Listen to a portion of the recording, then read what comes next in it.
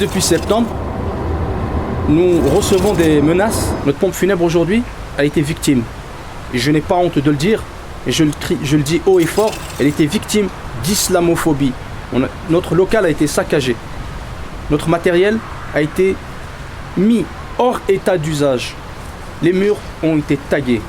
On retrouve des insultes concernant l'islam, des insultes concernant la communauté ou, on va dire, l'ethnie arabe. On retrouve des insultes qui concernent nos défunts. Quelle que soit leur religion, il y a une règle qui est primordiale, qui est fondamentale, c'est de respecter la mémoire des défunts. Quand on a des messages « enterre tes bicots chez toi », c'est blessant, c'est outrageant. Des tags, ça s'efface. Une imprimante, ça se change. Matériel qui a été volé, on va racheter un ordinateur.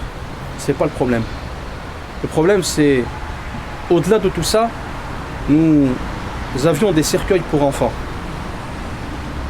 Un enfant qui décède, c'est une difficulté pour les familles. Bien plus qu'une personne qui a vécu toute sa vie. Mais un enfant n'a pas eu d'existence.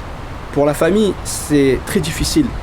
Et quand on voit qu'il y a des cercueils pour enfants qui ont été tagués, qui ont été dégradés, c'est des choses qui ne se font pas, ça. C'est des choses qu'on n'accepte pas, c'est des choses qui sont intolérables, c'est des choses qui sont condamnables. Le degré de violence, aujourd'hui, il est élevé. On tire, nous, et je n'ai pas honte de le dire, nous, la communauté musulmane, on tire la sonnette d'alarme. Parce que là, c'est trop. Pourquoi cette haine? Pourquoi cette xénophobie? Aujourd'hui, nous demandons à l'ensemble des acteurs sociaux, des élus, des députés, des sénateurs, des personnes lambda, le citoyen français, de condamner ces actes-là.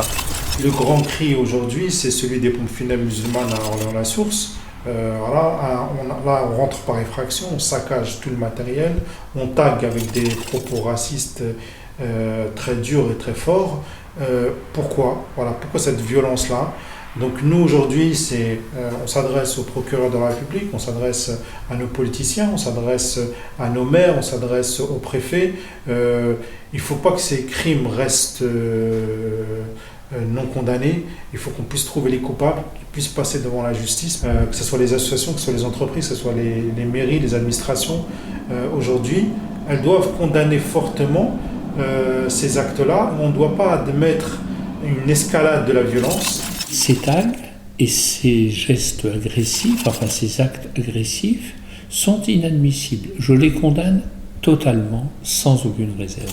Il faut que ces actes qui sont punis par le code pénal, qui sont contraires à la loi, soient sanctionnés. C'est-à-dire qu'il faut trouver les coupables, et il faut que les coupables arrivent devant des tribunaux qui les jugent. On n'a pas le droit de mettre en cause une personne en raison de sa race, de sa religion, de ses opinions.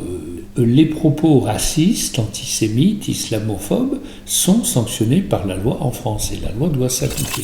La première chose, c'est que je voulais condamner avec la plus grande fermeté tout ce qui a pu se passer, en particulier ces derniers jours, dans l'association de pompes funèbres musulmanes, et qui montre bien qu'aujourd'hui il y a un problème auprès de certains individus qui sont particulièrement choquants. Ils agressent les musulmans, notamment les musulmans français, sur le principe de leur religion, avec ces tags qui sont ignobles. Ces actes sont totalement intolérables. Alors, ce qui peut être fait pour assurer la sécurité, c'est les éléments de droit commun. Ils mettent la main sur les quelques individus et de faire en sorte qu'ils ne se reproduisent pas. Bien sûr qu'il faut absolument condamner tout acte discriminatoire. Dans l'époque actuelle, on constate une montée inquiétante de ces actes, que ce soit des actes en effet islamophobes, antisémites. À chaque fois qu'on peut prouver un acte discriminatoire, il faut absolument faire appel à la justice et qui appliquera la loi. Je crois qu'il faut lutter contre toutes les discriminations.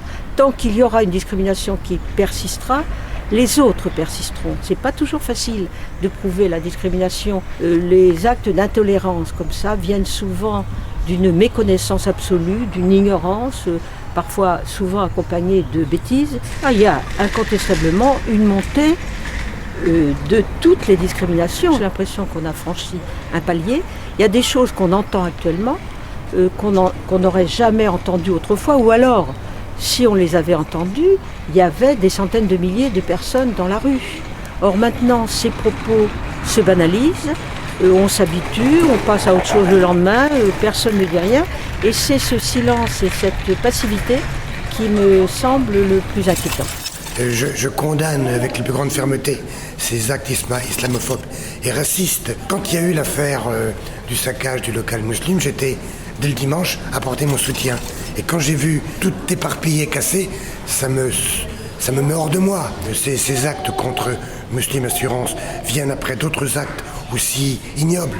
C'était des tags à la chapelle, des tags croix gammée sur la mosquée. Toutes ces choses-là qui sont absolument abjectes et qu'il faut condamner.